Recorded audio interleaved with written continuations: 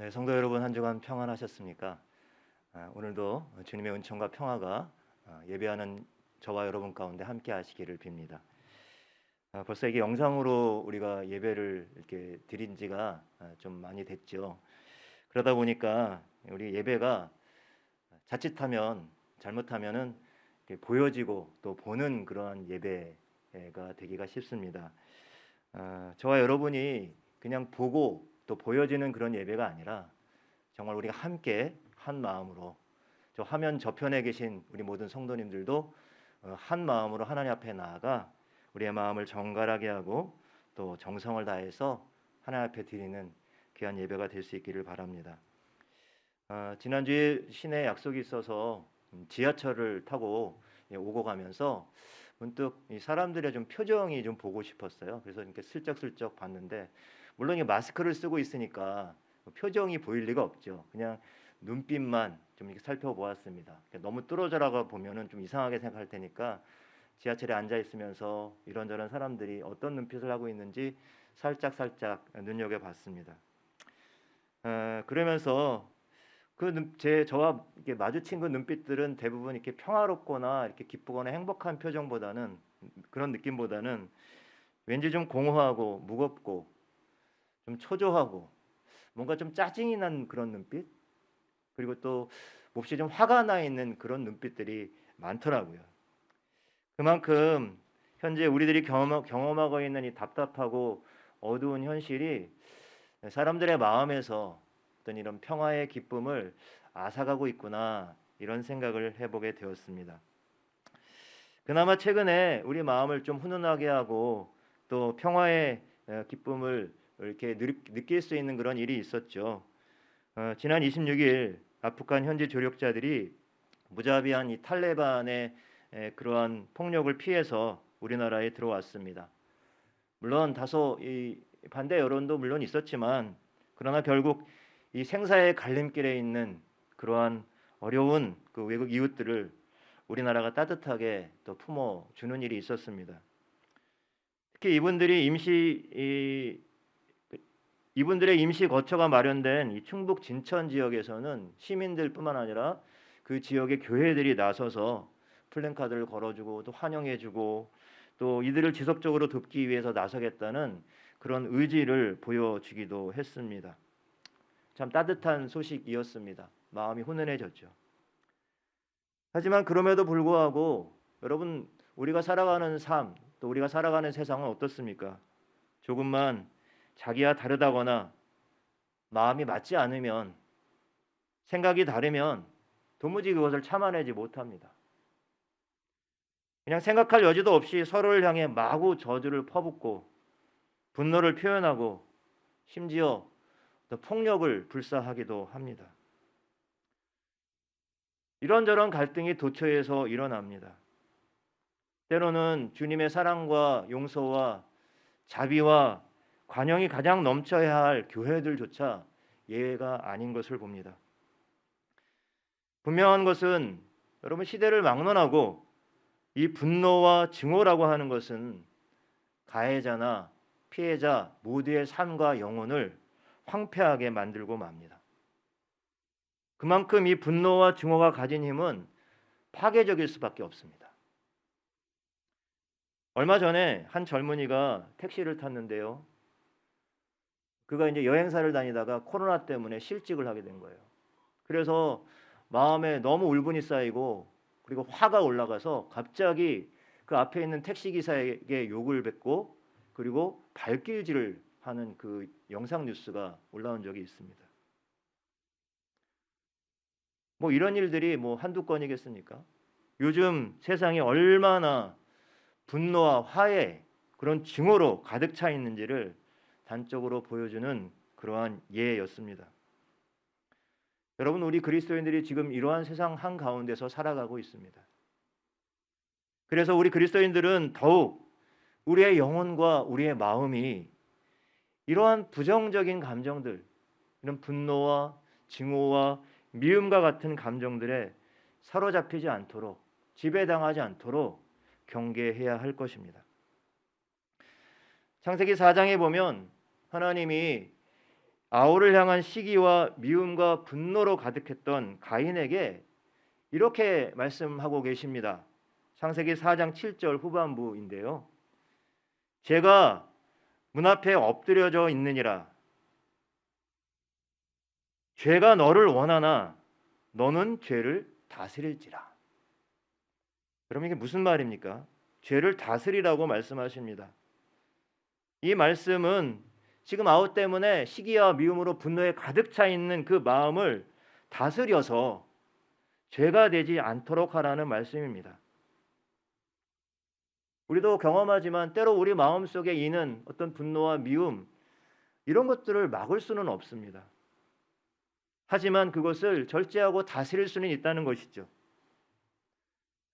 그러나 불행히도 가인은 이 분노를 다스리지 못해요. 분노의 지배를 당해서 결국 죄를 짓죠. 동생을 살해한 인류 최초의 살인자가 되고 말았습니다. 여러분, 이 분노와 증오는요, 또 다른 특징이 있어요. 그것은 무엇이냐면 다른 분노와 증오를 낳습니다. 우리 사회에서도 우리가 경험하는 여러 가지 다양한 갈등들을 보면 이 분노가 분노를 낳고 증오가 증오를 낳아서 이것이 악순환의 고리를 계속 형성하기 때문에 일어나는 일이죠. 지금도 전 세계적으로 일어나는 전쟁이나 테러나 여러 가지 폭력들을 보면 이러한 분노와 증오의 악순환이 낳은 결과들인 것입니다. 여러분, 누군가는 이 분노의 고리들을 끊어내야만 해결이 됩니다. 근데 끊어내는 것이 쉽지가 않지요. 여러분, 주님의 십자가는 바로 우리를 얽어매는 모든 죄의 고리를 끊어내는 능력이 되는 줄로 믿습니다.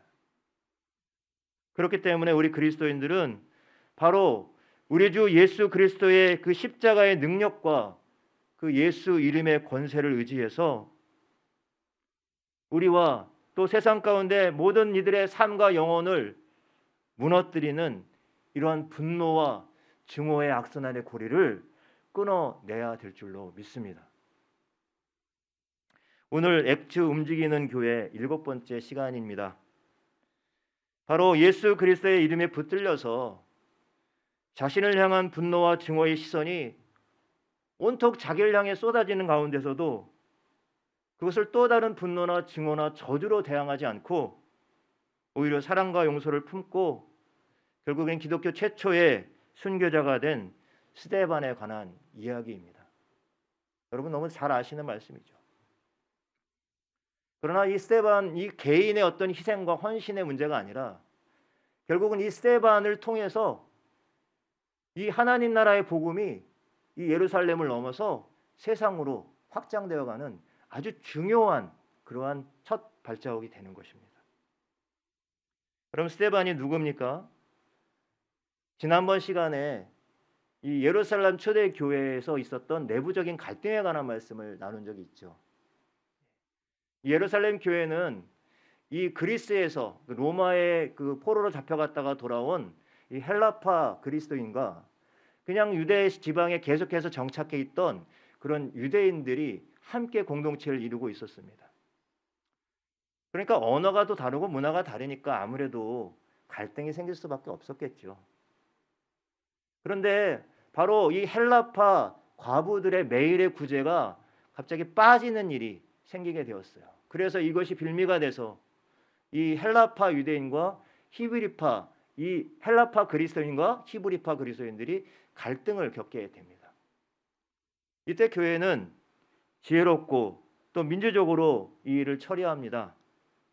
그래서 회중들에 의해서 이 구제를 담당할 7명의 사람을 선출하게 되죠. 바로 그 7명 중에 가장 첫 번째 인물이 바로 오늘 스데반이었던 것입니다. 그런데 이 7명의 일꾼들은 6장의 전반부에 보면 역시 구제를 담당하는 그러한 직무를 받게 돼요. 하지만 7장과 8장 이어지는 사도행전의 내용을 보게 되면 이들이 꼭 구제를 담당하는 그러한 일꾼들만은 아니었습니다. 사도행전 7장만 해도 이 스데반의 긴 설교가 베드로의 설교만큼이나 훌륭한 설교가 나오고 있습니다. 이것은 그들이 그냥 구제만 담당하는 사람들이 아니라 복음을 증거하고 복음을 전하는 또 말씀의 사역을 감당했다는 것을 보여주고 있습니다. 그러니까 요즘처럼 뭐 이렇게 목사, 장로, 집사, 권사 이런 직무가 그렇게 뚜렷하게 구별되어 있었던 것이 아니라 오히려 굉장히 은사에 따라서 유연하게 말씀의 사역을 하기도 하고 구제와 봉사의 사역을 하기도 하고 이랬던 것이죠. 그 중에서도 이 스데반은 사도들에게 비할 만큼 아주 말씀의 은사가 뛰어난 사람이었습니다. 은혜와 권능이 충만해서 오늘 8절에 보면 큰 기사와 이사와 또 기사와 이적을 베풀었다고 했습니다. 그럼 기사와 이적이 구체적으로 무엇인지는 알기가 어렵습니다. 그런데 이 스데반이 그만큼 사람들에게 성도들에게 영적인 감화력을 가진 사람임은 분명했습니다. 특히 스데반은 이 기독교의 신앙을 말씀을 통해서 풀어 사람들에게 전하는 은사를 받았습니다. 이걸 어려운 말로 이 변증이라고 하죠. 기독교 신앙을 변증하는 그러한 역할을 했습니다. 그래서 그의 이 탁월한 은사를 통해서 교회에 또 사람들에게 이 하나님 나라의 복음을 전하는 아주 좋은 통로의 역할을 하게 되었습니다. 그런데요, 이 스데반의 이 탁월한 말씀의 은사, 복음을 변증하는 이 은사 때문에 나중에 결국은 그가 순교자가 되는 것입니다. 여기에는 이해할 수 없는 하나님의 섭리가 작용했던 것입니다. 오늘 6장에 보면 이 스데반이 이 순교의 길을 걸어가게 되는 첫 발단이 되는 사건이 나옵니다. 그것은 뭐냐면 바로 이 예루살렘 공동체 안에 특별히 그 유대인들 가운데 자유민이라는 사람이 있었어요.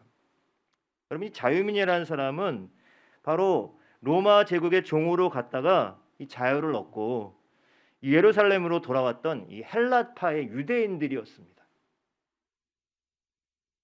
높은 문화, 그러한 그리스의 문화에 영향을 받았기 때문에 좀 개방적인 사람이었을 거다 생각할 수 있겠지만 이들은 오히려 회복된 신분, 자신들이 다시 고향으로 돌아와서 성전과 율법과 같은 유대교의 전통을 고수하고 지켜나가는데 굉장히 맹목적으로 충성을 했습니다.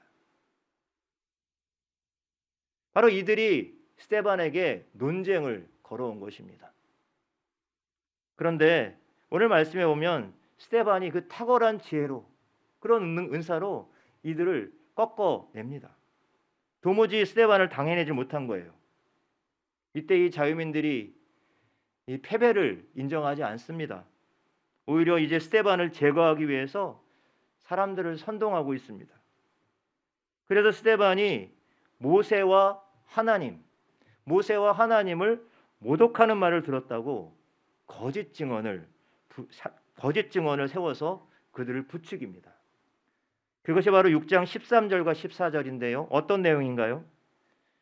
거짓 증인을 세우니 이르되 이 사람이 거룩한 곳과 율법을 거슬러 말하기를 마지 아니하도다.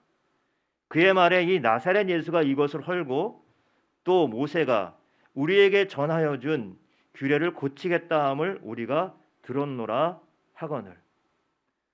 그럼 이 말씀에서 거룩한 곳은 바로 성전을 의미합니다. 유대인들에게 있어서 그들의 선민의식의 가장 근간을 이루고 있는 두 가지 기둥이 있다면 그것이 성전과 율법이었습니다. 그런데 바로 이 성전과 율법을 이 스데반이 거스른다는 거예요. 그러한 거짓 증언을 하고 있는 것입니다. 이 자유민들이 스데반에 대한 분노는 계속해서 사그러들지 않고 점점 스데반을 순교의 길로, 죽음의 길로 몰아갔습니다. 그런데도 이 7장에서 스데반은 유대인들이 목숨을 걸고 왔던 이 성전과 그 율법을 내려놓고 오직 예수 그리스도를 믿고 구원을 받으라는 저희가 읽진 않았습니다만 그 7장의 모든 부분에 이 긴 설교를 하면서 그들을 도전합니다. 그러나 이 스데반의 설교를 들은 사람들이 그 도전을 그대로 받아들이고 은혜로 받아들였겠습니까? 유대인들이 이 스데반의 설교를 듣고 이를 갈며 스데반을 죽이려고 했던 것은 불보듯 뻔한 일이었습니다. 여러분 한번 생각해 보십시오. 만약에 누군가 여럿이 떼를 모여서 나를 찾아와서 죽이겠다고, 그리고 원수처럼 생각하고 무시무시하고 살벌한 표정으로 나를 죽이겠다고 분노와 증오의 눈빛을 바라면서 그렇게 찾아왔다면 여러분 어떻게 하시겠습니까? 그냥 아무런 일이 없다고 그들의 일들을 무시하고 그들의 눈빛과 그들의 증오의 그런 표정들을 그냥 무시할 수 있겠습니까? 자연스럽게 두려움에 빠지고 우리는 그들의 표정과 시선을 쏟아내는 그 방향을 향해서 또 그렇게 우리를 증오하고 죽이겠다고 덤벼드는 그 사람들을 자꾸 의식하게 됩니다. 그러다 돌아갈지라도 온통 그 생각으로 머리가 가득할 거예요. 눈치를 보고 또 만날 때마다 주눅들게 될 것입니다. 마음이 떨려서 두려워서 말도 잘 나오지 않게 될 것입니다. 사색이 된다는 말이 있죠. 살아있지만 살아있는 것이 아닌 그런 삶이 됩니다. 어떻게 그 상황을 모면할 수 있을지, 때로는 어떻게 저 사람을 상대할 수 있을지, 그 차가운 시선과 분노를 어떻게 가라앉게 할 수 있을지 그냥 오로지 그 생각 하나로 가득 차 버립니다.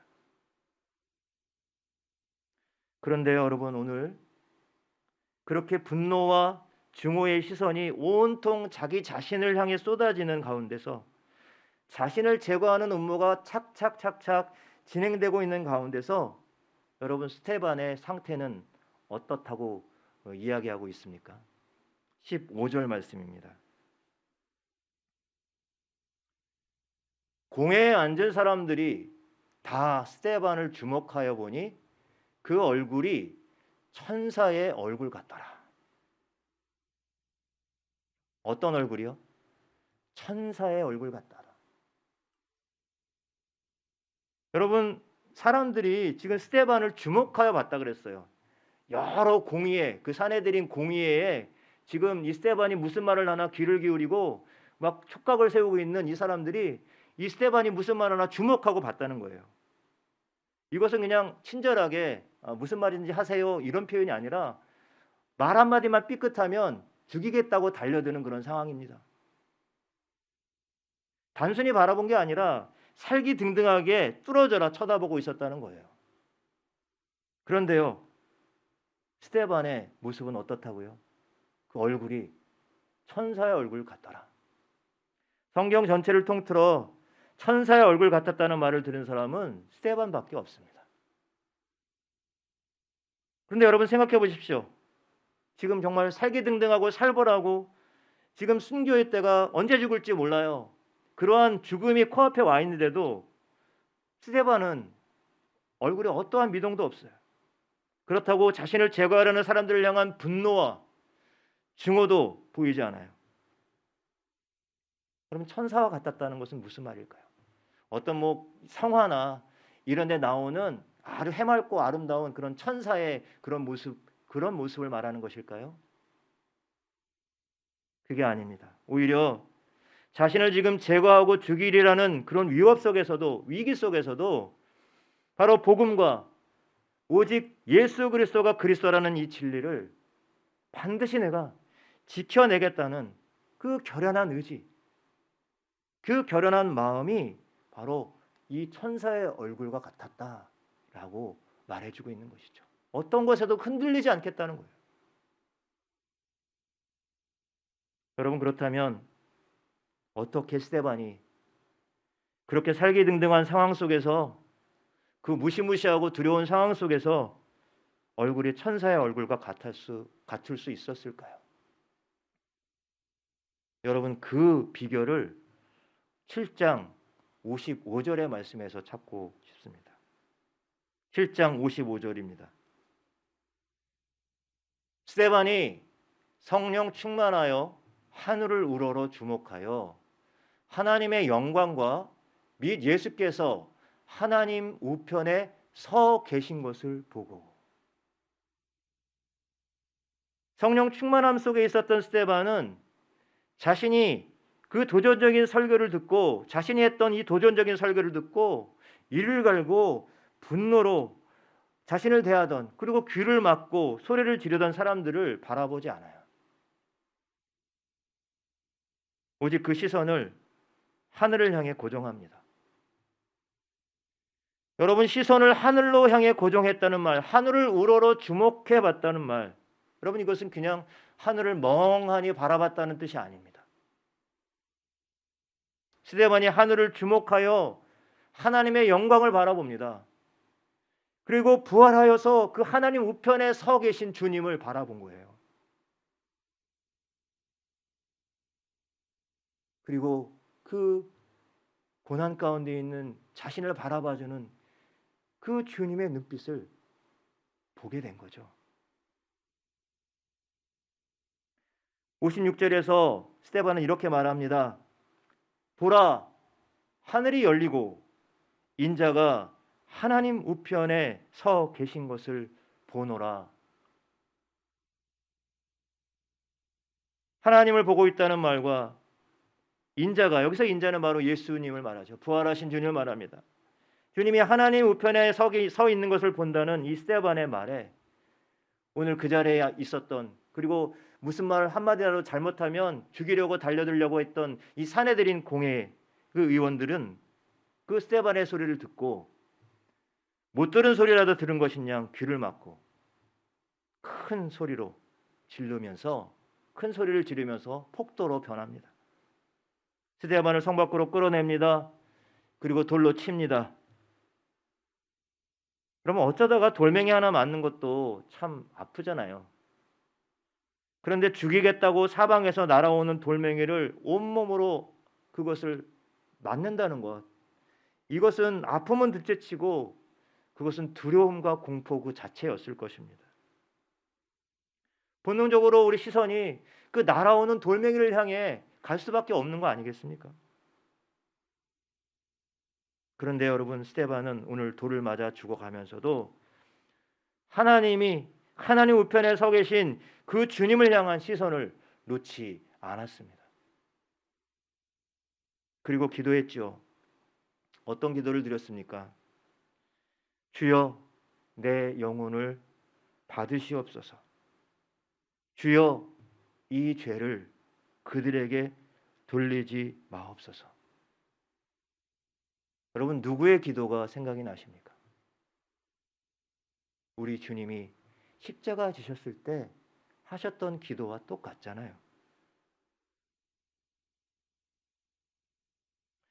그런데 여러분, 오늘 말씀 속에 이 56절, 55절 말씀에 흥미로운 사실이 하나 있습니다.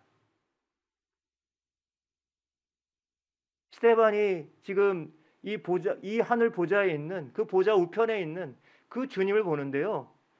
오늘 표현해 보면 하나님 우편에 주님이 서 계신다는 표현을 하고 있어요. 보좌에 서 계셔요. 이게 무슨 뜻입니까? 마치 주님이 이제 순교해서 하나님 품에 안길, 주님 품에 안길 스데반을 마치 기다렸다는 듯이 서서 지금 두 팔을 벌려서 맞이하는 듯한 느낌을 받는 거예요. 잃어버린 아들이 돌아오는 길목에서 오랫동안 기다렸다가 그 아들이 돌아온 것을 보고 그저 신발도 벗긴 채 막 달려가서 그 아들을 끌어안는 그 아버지의 마음, 그 아버지의 심정이 느껴지지 않습니까? 스데반의 영혼을 이제 맞이하기 위해서, 여러분, 요즘 그 예능에 이런 프로가 있더라고요. 어서와, 한국은 처음이지, 이런 것처럼 어서와, 천국은 처음이지, 이러면서 이렇게 스데반을 맞아주는 주님의 그 손,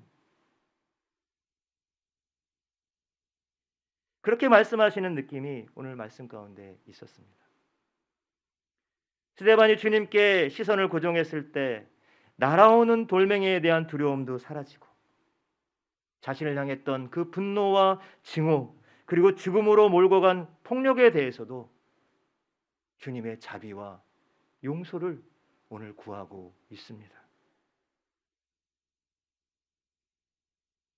그 고난의 한복판에서 스데반은 자신의 시선을 하늘을 우러러 주목하여 우리 주님께 고정하였습니다. 우리들은 어떻습니까? 우리는 늘 오늘 나에게 주어진 그 어두운 현실이나 그 아픈 현실만 보고 그냥 그 상황 속에서 주저앉아 있기 쉽습니다. 그냥 그 상황을 해석하고 판단하는 경향이 있습니다.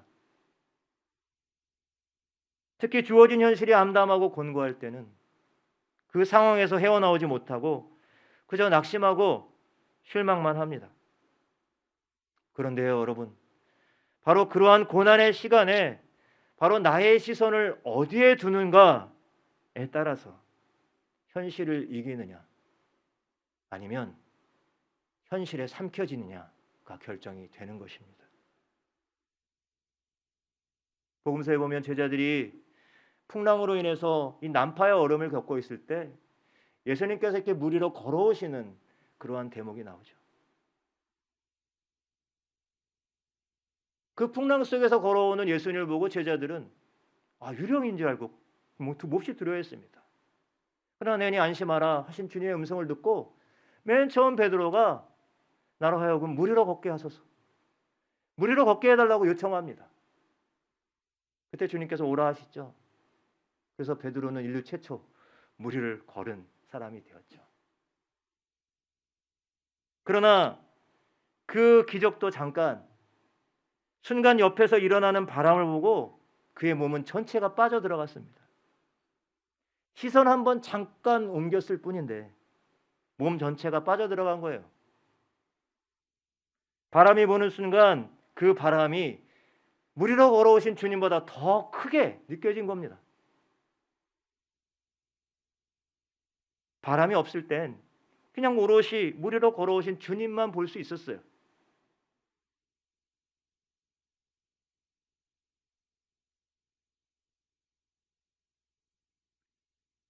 여러분, 우리의 삶도 마찬가지 아닙니까? 아무런 문제가 없을 땐 우리가 예배도 잘 드리는 것 같고 신앙생활도 잘하는 것 같고 주님만 바라보고 있는 것 같아요. 우리의 삶 속에서 이런저런 바람과 풍랑이 일 때 자꾸만 우리의 시선이 주님을 바라보지 못하고 자꾸만 곁길로 새게 되는 거예요.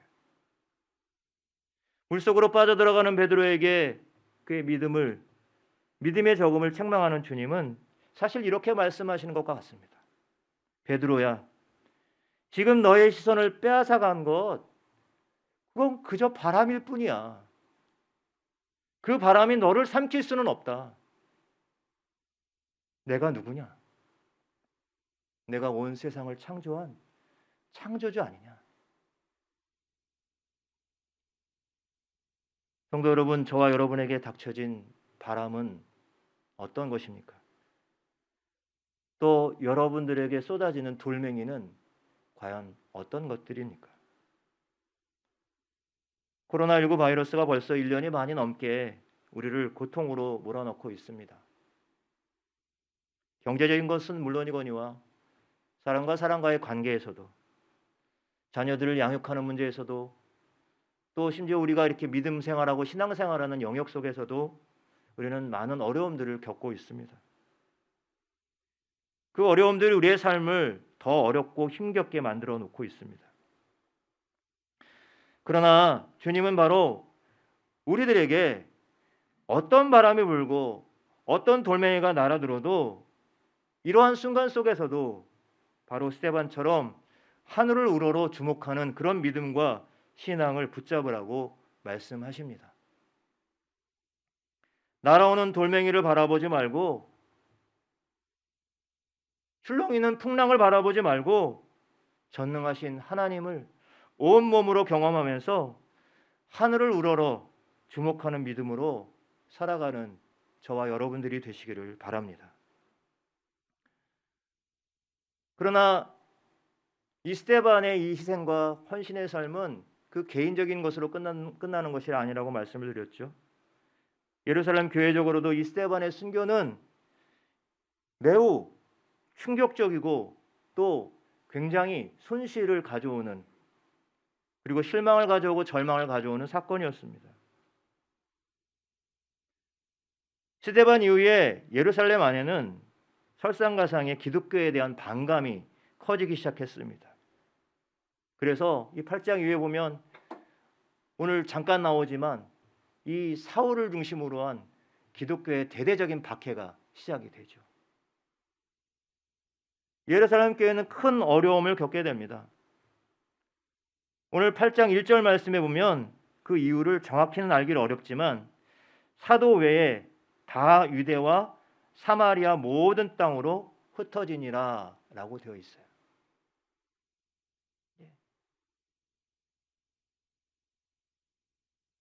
예루살렘 교회에서 더 이상 예수의 이름이 금지되는 그런 일들이 벌어지게 됩니다. 그래서 사람들이 다 유대와 사마리아로 흩어지게 됩니다.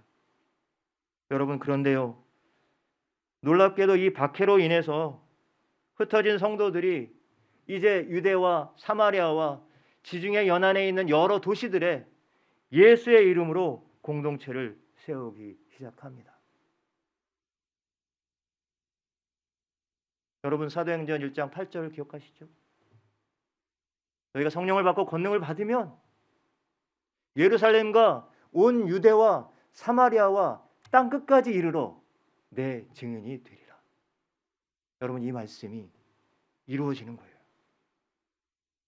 스데반의 순교는 도시 하나님 나라의 확장이라는 이 하나님의 크고 위대한 계획이 이루어지는 그런 놀라운 반전의 계기가 되었던 것입니다. 그리고 결국에는 이 순교의 씨앗이 기독교 박해의 최전방에 서 있던 사울에게 옮겨 심겨지게 되는 것이죠. 회개하고 그가 복음을 이 땅 가운데 땅끝까지 전하는 복음의 전도자가 되지 않습니까? 여러분, 이렇게 한 사람의 순교의 씨앗이 복음을 온 세상 가운데 흩어지게 하는 변화를 일으켰습니다. 물론 여러분, 누구나 다 이러한 스데반과 같은 순교자의 삶을 살 수는 없을 것입니다. 그러나 여러분, 하나님께서 저와 여러분 한 사람 한 사람을 불러주신 그 삶의 자리에서 우리는 스데반처럼 늘 우리의 시선을 하늘에 두고 하나님께 고정하고 하늘을 우러러 주목하여 말씀과 성령을 따라 살아가는 삶을 살아갈 수 있을 것입니다. 지금의 이 코로나 상황이 회복되기를 간절히 바랍니다. 그래서 우리가 다시 예배당에 모여서 함께 예배하기를 사모합니다. 그런데요, 여러분, 이렇게 우리가 신앙 공동체로 또 예배 공동체로 함께 모이지 못하고 흩어져 있는 상황을 그저 그냥 안타까운 상황으로만 바라볼 것이 아니라 바로 예루살렘 공동체를 흩으신 그 하나님의 뜻과 하나님의 섭리를 잘 이해해 보면 우리들 각자가 주님의 몸으로 세상 가운데 흩어져 있다고 하는 사실을 더 깊이 헤아려 볼 수 있습니다. 바로 저와 여러분이 주님의 몸으로, 주님의 지체로, 주님의 교회로 세상 가운데 흩어진 것입니다. 그래서 내가 만나고 내가 함께하는 모든 관계 속에서, 내 일터 속에서, 내 삶의 모든 일상 속에서 바로 우리 자신이 주님의 지체로서 그 삶을 살아내는 것, 그것이 오늘 우리 시대에, 이 코로나가 만연된 시대에 흩어져 살아가는 우리 모든 성도들에게 주시는 하나님의 위로와 소망의 말씀이고 도전의 말씀인 줄로 믿습니다. 세상 가운데 주님의 몸으로 흩어져 있음의 의미를 더 깊이 묵상하고 각자의 삶의 자리에서 교회로 살아가는 법을 배우고 도전할 수 있기를 바랍니다. 그래서요, 우리가 다시 함께 모여서 예배할 때, 이곳에 모여서 예배할 때 우리의 삶 속에서 교회로 살아낸 이야기들이 우리의 공동체 안에서 아름답게 꽃피우기를 간절히 소망합니다. 기도하겠습니다. 오늘 주신 말씀을 잠시 생각하면서 하늘을 우러러보는 그 믿음과 신앙을 회복하게 하옵소서. 어떠한 삶의 현실 가운데서도 그 현실 가운데 매몰되지 않고 하나님만을 온전히 바라보는 삶을 살게 하옵소서. 또 그런 교회 공동체가 되게 하옵소서. 또 하나님이 이 시대에 우리를 흩어서 각자의 삶의 자리에서 예배하게 하신 것도 분명히 하나님의 뜻이 있습니다. 섭리가 있습니다. 이 일을 통해서 우리의 삶이, 우리의 영혼이 다시 한번 부흥하고 회복되어지는 그런 계기로 삼을 수 있게 하옵소서. 이 시간 한 마음으로 한 1분 정도 함께 통성으로 기도하겠습니다. 함께 기도하겠습니다. 하나님 아버지 감사합니다.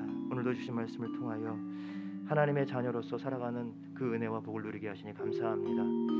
하나님 아버지, 우리들이 이 땅 가운데 살아가면서 경험하는 삶의 여러 가지 곤고한 상황들, 어려운 현실들, 그러나 그 현실들 앞에서 그저 매몰되고 주저앉아 있지 않게 하시고 우리의 눈을 들어서 하나님을 바라보고 하늘을 바라보는 저희들의 삶이 될 수 있도록 주님 인도하여 주시며 붙잡아 주시옵소서.